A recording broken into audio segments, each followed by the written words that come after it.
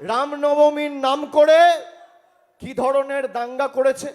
নির্বাচন কমিশন দায়িত্ব নেওয়ার পরে রাজ্য প্রশাসনের DG, ADG, IG, DIG, Murshidabad জঙ্গিপুরের এসপি সবাইকে পাল্টে দিয়েছে।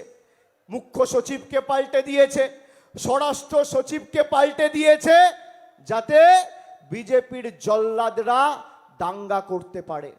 কোন রকম কোনো প্ররোচনায় পা দেবেন না, মানুষ বুদ্ধিমান। এই রাজ্যে আমরা দুর্গাপুজো করি, কোনোদিন দুর্গাপুজোয় দাঙ্গা হয়েছে? এই রাজ্যে আমরা দীপাবলি করি, কোনোদিন দীপাবলিতে দাঙ্গা হয়েছে? পবিত্র ঈদ পালন করা হয়, মহাবীর জয়ন্তী পালন করা হয়, বড়দিন পালন করা হয়, পয়লা বৈশাখ পালন করা হয়, গুরু নানক জয়ন্তী পালন করা হয়। এই বাংলা বৈচিত্র্যের মধ্যে একতার মূল মন্ত্রকে পাথেয় করে লড়াই করেছে বছরের পর বছর। নানা ভাষা, নানা মত, নানা পরিধান, বিবিধের মাঝে দেখো মিলন মহান। যারা তরোয়াল নিয়ে, বন্দুক নিয়ে, হাতে লাঠি নিয়ে, দা নিয়ে, কাঠারি নিয়ে মদ্যপ অবস্থায় রামনবমী করছে, তারা আর যাই হোক কোনোদিন প্রভু রামের ইতিহাস পড়েনি।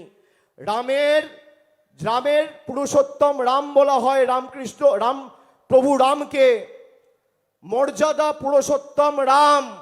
রাম সংযমের প্রতীক, ত্যাগের প্রতীক, তিতিক্ষার প্রতীক, কৃচ্ছ সাধনের প্রতীক।